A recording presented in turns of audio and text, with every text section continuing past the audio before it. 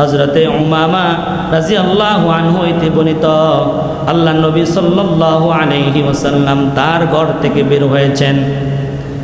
আল্লাহর নবী বিশ্ব নবী মুহাম্মদুর রাসূলুল্লাহ সাল্লাল্লাহু আলাইহি ওয়াসাল্লাম যখন তার হুজরা থেকে তার ঘর থেকে বের হলেন, কিছু সাহাবী আল্লাহর নবী সাল্লাল্লাহু আলাইহি ওয়াসাল্লামের সম্মানে দাঁড়িয়ে গেলেন।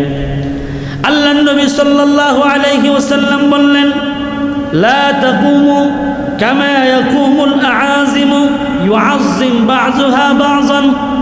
তোমরা আজমি অনারব লোকদের মতো করে একজনকে সম্মান দেখানোর জন্য তোমরা দাঁড়িও না। কি বললেন? তোমরা আজমি অনারব লোকদের মতো করে একে অপরকে সম্মান দেওয়ার জন্য দাঁড়িও না। কারণ তারা একজনকে অন্যজন সম্মান দেওয়ার জন্য বসা থেকে দাঁড়িয়ে যেত। বসা থেকে দাঁড়ানো যাবে না, এটা রাসূলুল্লাহ সাল্লাল্লাহু আলাইহি ওয়াসাল্লাম অপছন্দ করতেন। রাসূলুল্লাহ সাল্লাল্লাহু আলাইহি ওয়াসাল্লাম কি করতেন? এটা অপছন্দ করতেন। রাসূলুল্লাহ সাল্লাল্লাহু আলাইহি ওয়াসাল্লামকে দাঁড়িয়ে সম্মান করা, বসা থেকে দাঁড়িয়ে সম্মান করা, এটা রাসূলের কি? অপছন্দ। যদিও আমাদের সমাজে তারা দাঁড়িয়েই পড়তে হবে, রাসূল চলে আসছে, এটা তারা মনে লালন করে, তবে এটা হলো কি? বিদআত। যেটা রাসূলুল্লাহ সাল্লাল্লাহু আলাইহি ওয়াসাল্লাম অপছন্দ করে, সেটা আপনি রাসূলকে মহব্বত করে করলে কি রাসূল খুশি হবেন না বেজার হবেন? বেজার হবে। তো রাসূলুল্লাহ সাল্লাল্লাহু আলাইহি ওয়াসাল্লামের শানে তারা মারাত্মক বেয়াদবি করে। তারা এমন বলে যে রাসূলুল্লাহ সাল্লাল্লাহু আলাইহি ওয়াসাল্লাম কেন আসতে পারবেন না? আসরের নামাজ যদি সারা ঢাকা শহরে যদি 5টায় হয় আর 5টা বাজে মুসল্লিরা কাতারের মধ্যে দাঁড়িয়ে যদি আঁকাবাঁকা করে অথবা ফাঁকা রাখে, যদি 5টা বাজে ঢাকা শহর পুরাটার মধ্যে যদি শয়তান মুসল্লিদেরকে প্রত্যেক মসজিদে ধোঁকা দিতে পারে, তাহলে আসর নামাজের পরে মিলাদ হইলে প্রত্যেক জায়গায় নবী কেন আসতে পারবো না? নাউজুবিল্লাহ। কথা বুঝছেন? তারা নবীজির শানে কেমন মারাত্মক কথা বলে। ধরুন আমাদের মসজিদে আসরের জামাত কয়টায়? 5টায়। 5টায় পুরো ঢাকা সিটিতে, পুরো ঢাকার শহরে আসরের নামাজ কয়টায়? 5টায়। এখন মুসল্লিরা সামনের কাতার, দ্বিতীয় কাতার, তৃতীয় কাতার, চতুর্থ কাতার, পঞ্চম কাতার, এই কাতারের মধ্যে যদি আঁকা বাঁকা করে অথবা ফাঁকা রাখে, তাহলে কি দেয়? শয়তান ধোঁকা দেয়। কি দেয়? শয়তান ধোঁকা দেয়, নামাজ নষ্ট করে ফেলে। তারা উদাহরণটা দিচ্ছে, যদি শয়তান প্রত্যেক মসজিদে এসে প্রত্যেক ব্যক্তিকে ধোঁকা দিতে পারে, তাহলে আমার নবীকে এত ছোট। আসরের নামাজের পরে যদি প্রত্যেক মসজিদে মিলাদ হয়, তাহলে নবীজি সব মসজিদে কেন যেতে পারবেন না? দেখেন, এই জাহেলরা, এই মূর্খরা, এই বেদাতিরা নবী আলাইহিস সালামকে এই জায়গায় নিয়ে এসেছেন।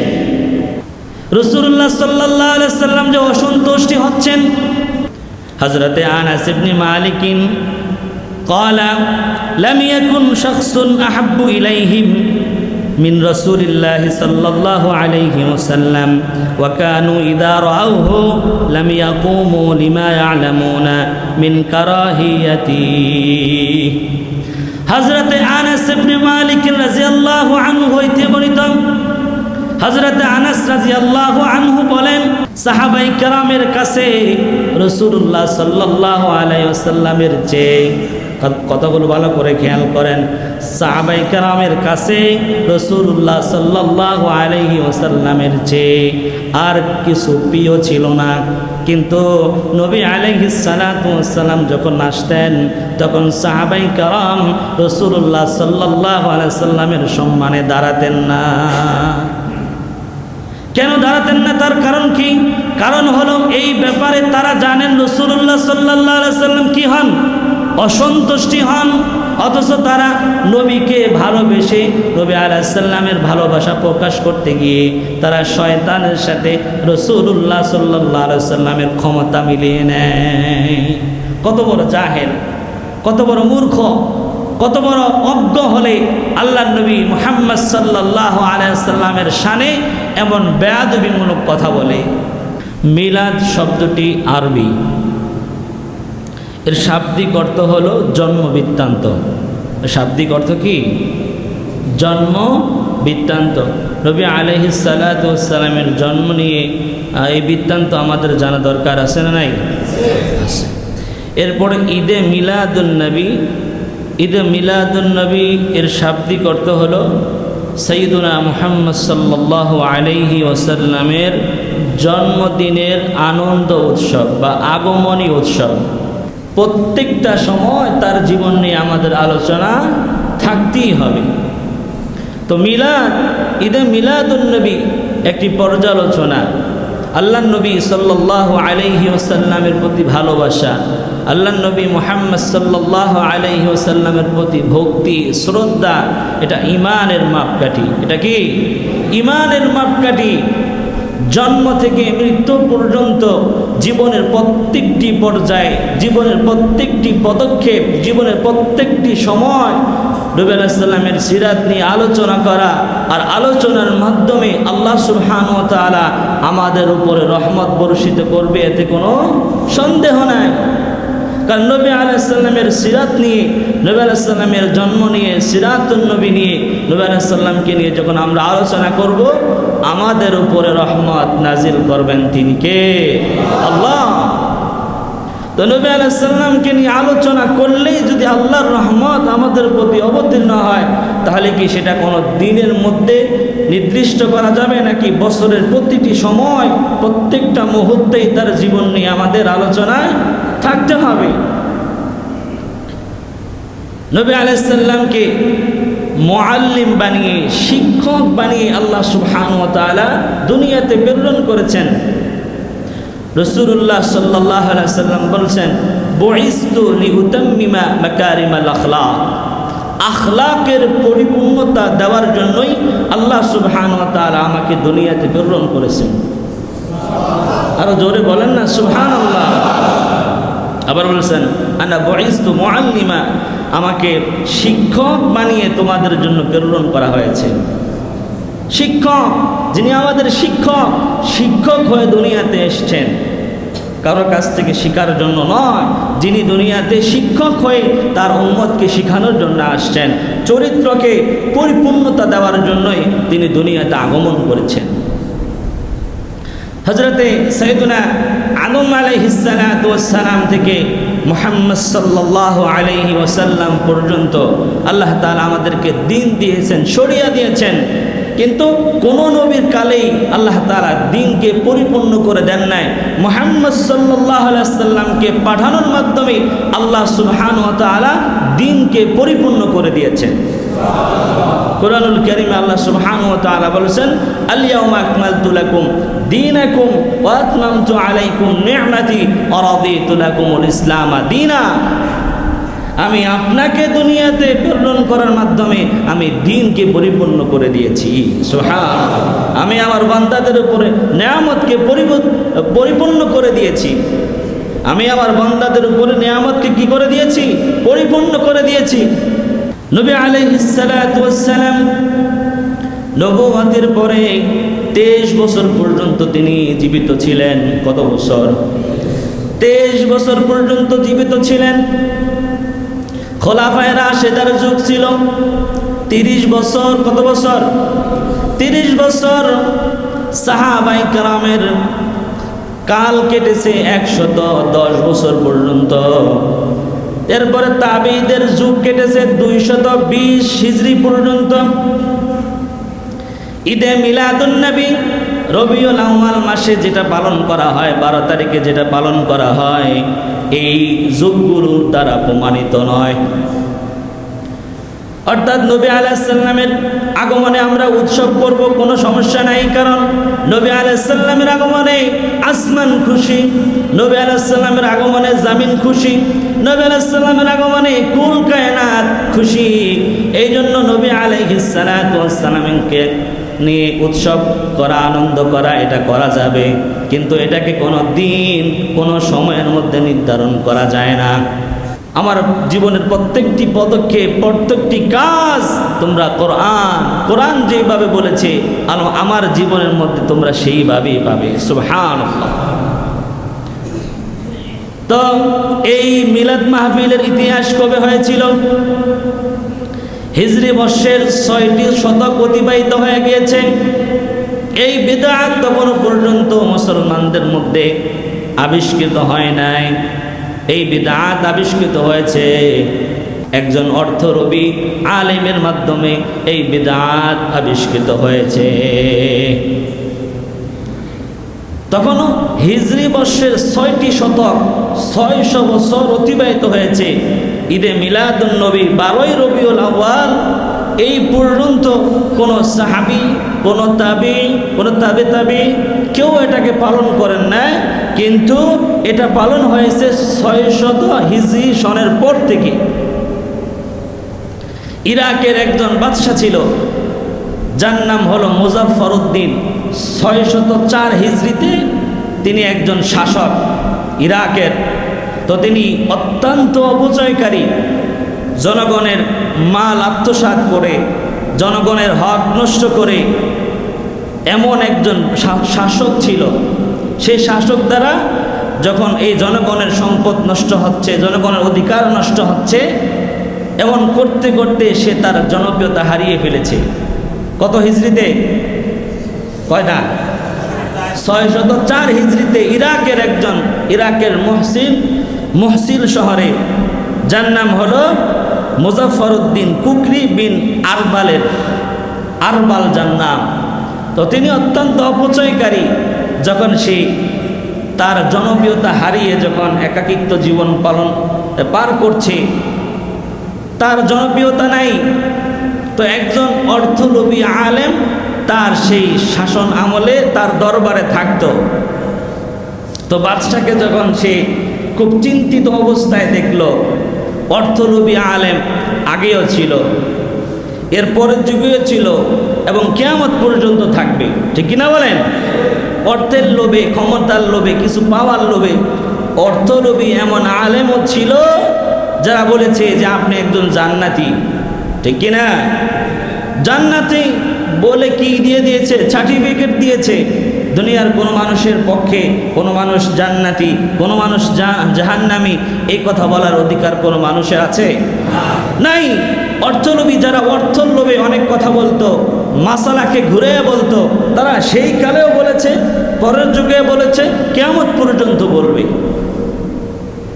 তো বাদশাকে তখন খুব চিন্তিত অবস্থায় দেখলেন। বাদশাকে বললেন, বাদশাহ আপনি তো খুব চিন্তিত অবস্থায় আমি দেখছি, তো আপনি যদি আমাকে অর্ডার দেন, আপনি যদি আমাকে বলেন, তাহলে আমি আপনাকে একটি পরামর্শ দিতে পারি, যদি আপনি আমাকে বলেন। তখন বাদশাহ বললেন যে কি বলতে চাও বলো।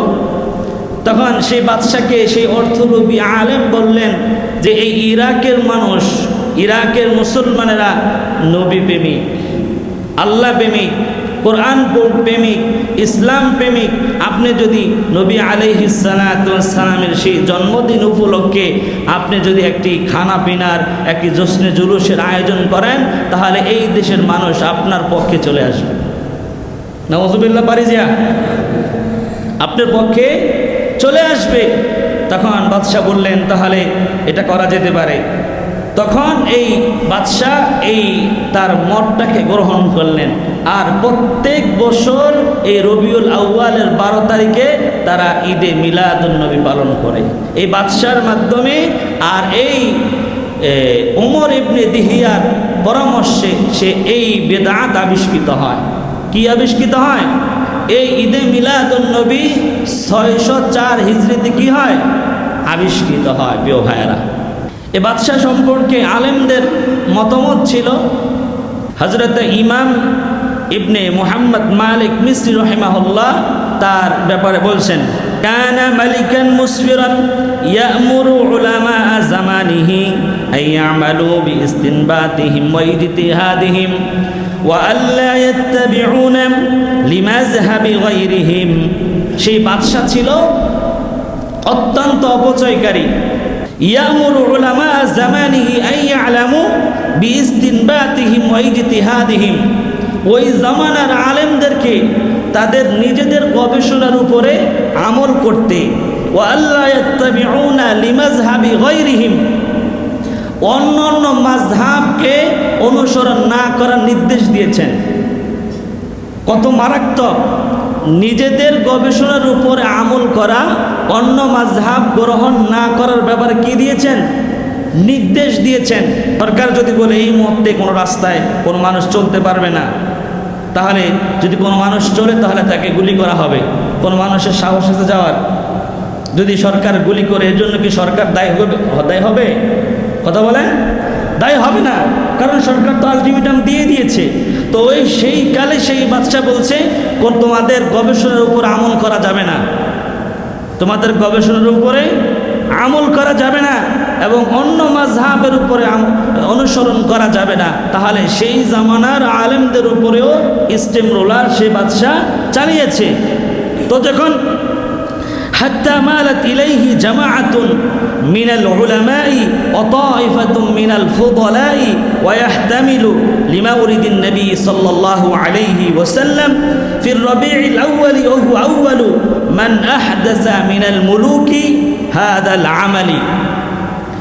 এরপরে সে কিছু আলেমদেরকে ডাকলো, আর সেই ডাকার যখন সে ডাকলো, তার ডাকে একদল আলেমরা সাড়া দিয়েছে। একদল আলেমরা কি দিয়েছে? সাড়া দিছে। সাড়া দেওয়ার পরে তারা কি করেছে? ফির রবিউল আউয়াল ওয়া হুয়া আউয়ালু মান আহদাসা মিনাল মুলুকি হাদাল আমাল। তারা ওই আলেমদেরকে নিয়ে 12ই রবিউল আউয়াল ঈদে মিলাদুন নবী এই বেদাত তারা চালু করেছে। নবী আলাইহিস সালামকে নিয়ে আপনি মিলাদ পড়বেন, অসুবিধা কি? কোনো অসুবিধা আছে? মিলাদ চাইলে আপনি খাড়ায় পড়েন, মিলাদ চাইলে আপনি বৈশা পড়েন, মিলাদ চাইলে আপনি শুইয়া পড়েন, কিন্তু এটা মনে করার সুযোগ নাই যে আমি এই মুহূর্তে ইয়া নাবি কয়ে যখন আমি টান দিব তখন নবী আলাইহিস সালাম আমার এখানে হাজির, আমার এখানে কি হাজির। এটা মনে মনে ধারণ করা, এটা হলো বিদআত। আচ্ছা বলেন, নবী আলাইহিস সালাম যদি সেখান থেকে উঠে আসে তাহলে কি আর দুনিয়া থাকবো? দুনিয়া থাকবো? দুনিয়া কিয়ামত হয়ে যাবে। নবী আলাইহিস সালাম যদি সেখান থেকে উঠানো হয় তাহলে দুনিয়া কি হয়ে যাবে? দুনিয়া কিয়ামত হয়ে যাবে। অথচ তারা মনে করে নবী আলাইহিস সালামকে যখন আমরা স্মরণ করি, যখন ইয়া নবী সালাম আলাইকা বলি, তখন নবীজি আমাদের শানে আমাদের জায়গায় উপস্থিত, এবং এমনও জায়গায় এমনও বেদাত করা হয় যে নবী আলাইহিস সালামের শানে একটা চেয়ার দিয়ে দেয়। কি দিয়ে দেয়? চেয়ার দিয়ে দেয়। তো নবী আলাইহিস সালাম এখানে এসে বসবে। তাহলে নবী আলাইহিস সালাম কখন আসলো আর কখন গেল? এমনও তো হইতে পারে তোমরা মিলাদ পড়ছো, নবী আলাইহিস সালাম আসতে একটু দেরি হইলো, তাহলে নবী আলাইহিস সালাম যখন আসলো তখন তোমরা বসে পড়লা। যখন নবী আলাইহিস সালাম যখন আসলো তখন তোমরা কি করলা? বসে পড়লা। তাহলে নবী আলাইহিস সালামের শানে কি হচ্ছে? বেয়াদবি হচ্ছে। আর তুমি নবী আলাইহিস সালামের শানে বেয়াদবি করবা, তোমার কখনো জান্নাতে যাওয়ার সুযোগ হবে না। ঈদে মিলাদুন নবী অনুষ্ঠান করতে গিয়ে এই বাদশাহ মুজাফফরউদ্দিন প্রতি বছর রাষ্ট্রীয় সম্পদ থেকে এই ব্যাপারে আল্লামা জাহাবি রহিমাহুল্লাহ বলেন, কে? আল্লামা জাহাবি রহিমাহুল্লাহ বলেন, কানা ইউনফিকু কুল্লা সানাতিন আলা মাউলিদিন নবী সাল্লাল্লাহু আলাইহি ওয়াসাল্লাম নাহওয়া সালাসা মিআতি আলফিন। প্রতি বছর 3 লক্ষ দিনার খরচ করতেন। কত লক্ষ? 3 লক্ষ দিনার প্রতি বছর সে খরচ করত।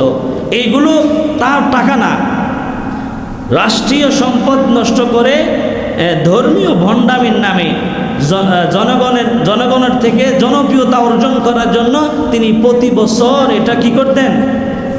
পালন করতেন। এই বাদশা ছিল একজন অপচয়কারী, ধর্মবিরোধী। এরপরে ওই যে অর্থলোভী আলেমের ব্যাপারে সেই জামানার আলেমদের একটি মতামত শোনেন। অর্থলোভী ওমর ইবনে দিহিয়া, যার ব্যাপারে আল্লামা ইবনে হাজার আসকালানী রহিমাহুল্লাহ, আল্লামা ইবনে হাজার আসকালানী রহিমাহুল্লাহর কথা আপনারা শুনছেন না? আমি বলেছি তিনি একজন বড় হাদিস বিশারদ। তিনি কি? তিনি একজন হাদিস বিশারদ, যার শত শত কিতাব রয়েছে। তো সেই ইবনে হাজার আসকালানী রহিমাহুল্লাহ বলছেন, কাসীরুল ওয়াকিকতি ফিল আহিম্মাতি ওয়া ফিস সালাফি মিনাল উলামাই খাবিসুল লিসান,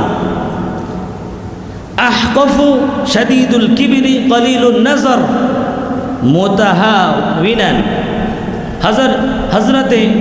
হযরতে ইবনে হাজার আসকালানী রাহিমাহুল্লাহ বলছেন, সেই জমানায় বড় বড় ইমামদের ব্যাপারে অফিস সালাফি সলফে সালেহিনদের শানে সে মারাত্মক রকমের বেয়াদবি করত, মারাত্মক রকমের বেয়াদবি করত। দেখবেন এই জমানাও সাহাবাই কেরামকে নিয়ে টোল করে, আছে না নাই? সাহাবি তাবে এদের ব্যাপারে অনেক বেয়াদব আছে যারা বেয়াদবমূলক আলোচনা করে, বেয়াদবিমূলক আচরণ করে, কথাবার্তা বলে, আছে না নাই? তো সেই জমানায় এই দিহিয়া, ওমর ইবনে দিহিয়া, সে ইমামদের ব্যাপারে, সাহাবি সালফে সালেহিনদের ব্যাপারে তিনি এরকম খারাপ মন্তব্য করত। আহমাকু শাদীদুল কিবির, তার মুখের ভাষা ছিল অত্যন্ত নোংরা। আমাদের সমাজে কিছু মানুষের মুখের ভাষা আছে না, একেবারে নোংরা, কথা বললেই গালিগালাজ করে, আছে না নাই? কথা বললেই গালিগালাজ করে, আছে না নাই? আহমাকু শাদীদুল কিবির, তার মুখের ভাষা ছিল অত্যন্ত নোংরা, অত্যন্ত অহংকারী ছিল। কলিলুন নজর মুতাহাউইনান, সে ছিল ধর্মের ব্যাপারে উদাসীন। আর যিনি অহংকার করে, যিনি আলেমদেরকে গালিগালাজ করে, তার ভিতরে কি ইলম আছে, তার ভিতরে কি যোগ্যতা আছে, তার আচরণে কি বোঝা যায়। এই হযরতে ইবনে হাজার আসকালানী রাহিমাহুল্লাহ তার ব্যাপারে এই মত দিয়েছেন। আর যে কিয়ামের কথা যে বলছিলাম, কিয়ামের ব্যাপারে আল্লামা রশিদ আহমদ গঙ্গি রাহিমাহুল্লাহ বলেছেন, রসুল আকরাম সাল্লাল্লাহু আলাইহি ওয়াসাল্লামের স্মরণের সময় সাহাবায়ে কেরামের তিনটা যুগ, নবী আলাইহিস সালামের যুগ, খোলাফায়ে রাশেদার যুগ, সাহাবায়ে কেরামের যুগ, এই তিনটা যুগে নবী আলাইহিস সালামের এই যে রিসালাত, নবী আলাইহিস সালাতু ওয়াস সালামের সিরাত বলতে গিয়ে, বক্তৃতা দিতে গিয়ে, লেখাপড়া করতে গিয়ে, আলোচনা করতে গিয়ে তারা কখনো দাঁড়িয়েছেন এমন কোনো প্রমাণ কোথাও পাওয়া যায় না। নবী আলাইহিস সালামের শানে দাঁড়িয়ে যে মিলাদ পড়তে হবে, দুরূদ পড়তে হবে, এটা 3 যুগ দ্বারা প্রমাণিত নয়। 3 যুগ দ্বারা কি নয়? প্রমাণিত নয়। আমার কথা হচ্ছে নবী আলাইহিস সালামের উপরে যেই কোনো অবস্থায় শুধু পবিত্র থাকলেই হবে, যেই কোনো অবস্থায় পবিত্র থাকলেই আপনি রাসূলুল্লাহ সাল্লাল্লাহু আলাইহি ওয়াসাল্লামের শানে দরুদ পড়তে পারবেন, এমনকি আল্লাহ সুবহানাহু ওয়া তাআলার জিকির করতে পারবেন। এর জন্য এমন নয় যে আপনি দাঁড়িয়ে বসে এরপরে আপনি দাঁড়িয়ে পড়তে হবে, বসেই পড়তে হবে, এমনটা কোনো জরুরি নয়।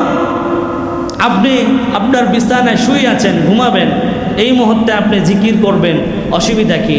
আপনি আল্লাহ রসুলের প্রতি দুরূদ শরীফ পড়বেন, তাতে অসুবিধা কি? قال النبي صلى الله عليه وسلم من صلى عليه واحدة صلى الله عليه 10। আল্লাহ নবী মুহাম্মদ সাল্লাল্লাহু আলাইহি সাল্লাম বলছেন, যদি কোনো ব্যক্তি আল্লাহ নবী মুহাম্মদ সাল্লাল্লাহু আলাইহি সাল্লামের প্রতি একবার দুরূদ শরীফ পড়ে, কয়বার? মান সাল্লা আলাইহি ওয়াহিদান সাল্লাল্লাহু আলাইহি 10। একবার নবী মুহাম্মদ সাল্লাল্লাহু আলাইহি সাল্লামের প্রতি দরুদ পাঠ করলে আল্লাহ আপনার প্রতি 10টি রহমত নাজিল করেন। সুবহানাল্লাহ।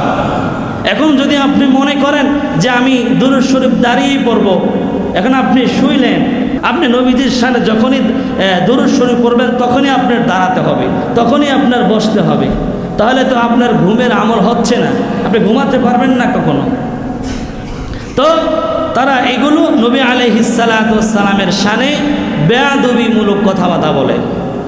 আল্লাহর নবী মুহাম্মদ সাল্লাল্লাহু আলাইহি সাল্লামের শানে বেয়াদবি করে, যেটা সাহাবাই কেরাম করেন নাই, তাবিরা করেন নাই, খোলাফায়ে রাশেদরা করেন নাই, অথচ সেটা 600 বছর পরে এসে নবী আলাইহিস সালামের শানে দাঁড়িয়েই মিলাদ পড়ত।